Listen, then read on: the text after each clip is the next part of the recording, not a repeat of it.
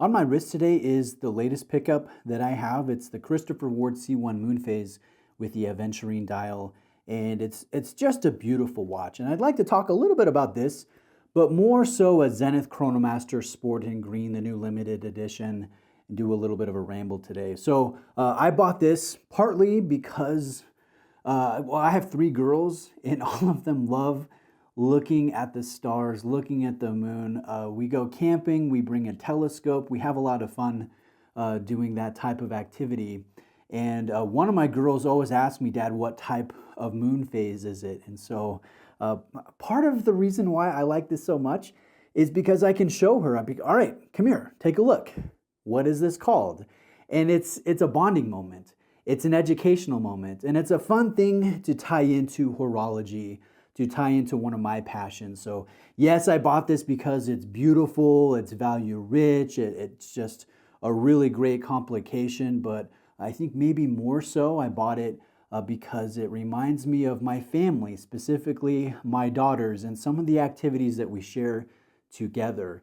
And that's not uncommon to associate positivity, emotional positivity with a watch, with an inanimate object, right? I know some people, they will never sell the watch that they were wearing when their first child was born, or when they graduated from college and got their first kind of professional job, or when they were married, or when, they started a business and it became successful that they had poured their heart and soul into. So admittedly, there is a lot of positivity that we associate with our watches that really have nothing to do with the gears, with the dial, with the actual elements of a particular watch. I think the reverse is true with that.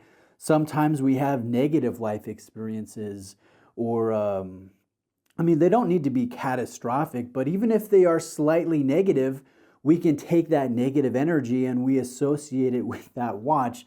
And then we don't want to wear that watch because we're reminded of whatever circumstance is associated, we associate with that watch, if that makes sense. So in that regard, I'd like to talk about that Zenith Chronomaster Sport. I have a viewer named Mike who went on vacation a few weeks ago. He went into an authorized dealer like any good watch idiot savant does while they're on vacation. They're shopping watches, right? They're doing fun things. So he left his contact information with this AD, and then he was contacted yesterday by this AD who said, we have the new Zenith Chronomaster Sport in green, the limited edition, the Rodgers version. It's one of 250. And my friend Mike, he heard it's number one of 250. He didn't hear its number. Or sorry, I'm getting confused now. My friend Mike, he heard number one of 250, not just one of 250. So he was assuming he was getting serial number one. He sent a bank wire immediately, and right now that watch is in transit, and it should arrive tomorrow for him to unbox. But again, like any good watch collector, he probably went out and was watching every bit of content he could on that incoming watch that he's very excited about, and he learned it's not an individual number for the limited edition. It's just one of 250. And instantly, he kind of got deflated a little bit. Like, I thought I was getting number one, but instead I'm just getting one of 250. I think it's fun to get a low serial number, or maybe your favorite number. If I had to guess, I would assume Zenith gave Rodgers number one, or maybe they offered him number one and he asked for number 8.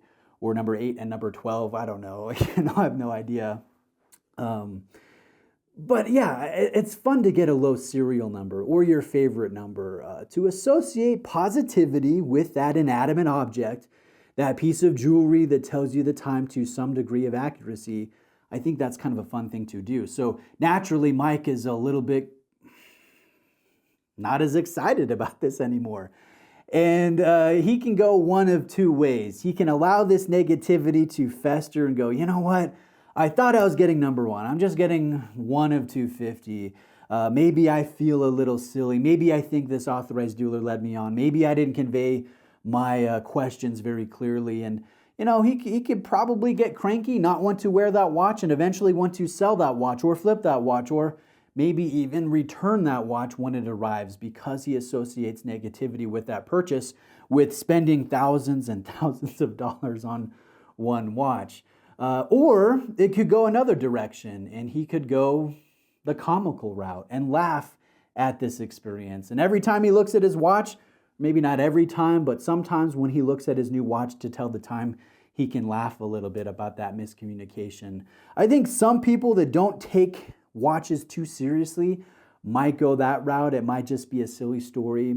They might not ever think of it again. Or some of us, we can get really worked up over this and go in the other direction. So I'd like to ask you, if you're still here watching this video, do you associate emotion with your watches? Do you have sentimental watches in the positive regard and also in the negative regard? If you had negative experiences that you associated with a particular watch, were you able to overcome that? Or did it fester? Did it bother you? And did you end up selling that watch or giving it away or trading it or flipping it? I'd like to hear your experiences, because I think we want the positive, but sometimes we get the negative, and that's not very fun. So just a little bit of a ramble, a topic video for you today. I want to thank you for watching. If you like this, if you like topic videos or ramble videos in addition to reviews and comparisons and unboxings, I'd appreciate if you could subscribe. That really helps me out. Thanks for watching today. See ya.